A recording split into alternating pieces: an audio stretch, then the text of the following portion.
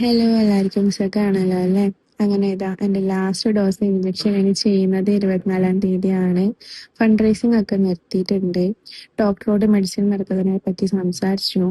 Doctor പറഞ്ഞത് കുറഞ്ഞത് ഒരു 6 മാസവും അല്ലെങ്കിൽ ലൈഫ് ലോങ് ചെയ്യണമെന്നാണ്. നിർത്തി കഴിഞ്ഞാൽ ഇപ്പോൾ ബെറ്റർ ആയതൊക്കെ വീണ്ടും പഴയതുപോലെ ആവുമെന്ന് പറഞ്ഞു.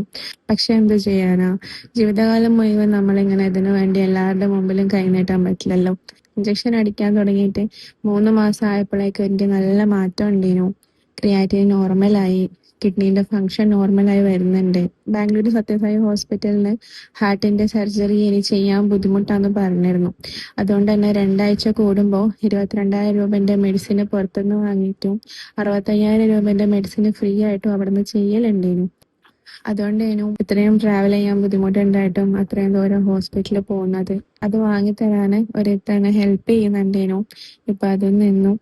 ഇനി അത് ഇനി ആ മെഡിസിന് കോഴിക്കോട് മിംസിന്ന് ചെയ്യാൻ വേണ്ടിയിട്ട് റെഫറൻസ് തന്നിട്ടുണ്ടേനു. നമ്മള് മിംസിൽ ചോദിച്ചപ്പോൾ കോസ്റ്റ് പറഞ്ഞത് ആഴ്ചക്ക് 56,000 രൂപന്റെ ഇഞ്ചക്ഷനും പിന്നെ ഡേ കെയറും അതിന്റെ കോസ്റ്റും 2 ആഴ്ച കൂടുമ്പോൾ 22,000 രൂപന്റെ അവിടുന്ന് അടിക്കുന്ന ഇഞ്ചക്ഷനും എല്ലാം കൂടി ഏകദേശം 3 ലക്ഷം രൂപന്റെ അടുത്ത് അതിന് മാത്രം വരുമെന്ന് പറഞ്ഞു. മുമ്പ് ഹാർട്ടിന്റെ ഇഞ്ചക്ഷൻ കറക്റ്റ് ആയിട്ട് എടുത്തിട്ടായിരുന്നു ഞാൻ ഓവർകം ചെയ്ത് വന്നത്. അതിൽ എന്നെ ഹെൽപ്പ് ചെയ്ത് നിങ്ങളിലെ കുറച്ച് ആൾക്കാരായിരുന്നു. പിന്നെ PNH-ന്റെ മെഡിസിൻ തുടങ്ങിയപ്പോൾ കുറച്ചായിട്ട് അത് സ്റ്റോപ്പ് ചെയ്തിട്ടുണ്ടായിരുന്നു. അതിന്റെ ഇടയിലായിരുന്നു കിഡ്നിക്ക് പ്രശ്നം വന്നതും ഡയാലിസിസ് ചെയ്യണം എന്നൊക്കെ പറഞ്ഞത്. ഇപ്പൊ മെഡിസിൻ ചെയ്തതിന് ശേഷം കിഡ്നി ഫങ്ഷനും യൂറിനിലെ ബ്ലഡ് സ്റ്റെയിനും ഒക്കെ ഒന്ന് ഓക്കെ ആയി വന്നിരുന്നു. ഇനി മെഡിസിൻ നിർത്തിയാൽ എന്താവും അറിയില്ല.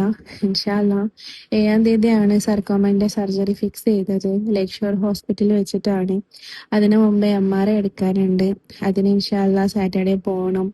മലബാർ ക്യാൻസർ സെന്ററിനും മിംസ് ഹോസ്പിറ്റലിൽ നിന്നും സർജറി ചെയ്യാൻ റിസ്ക് ഉള്ളതുകൊണ്ട് പറ്റൂല എന്ന് പറഞ്ഞുകൊണ്ടാണ് ലേക്ക് ഷോർ ഹോസ്പിറ്റലിൽ നമ്മളൊരു ഒപ്പീനിയൻ എടുക്കാൻ പോയതും.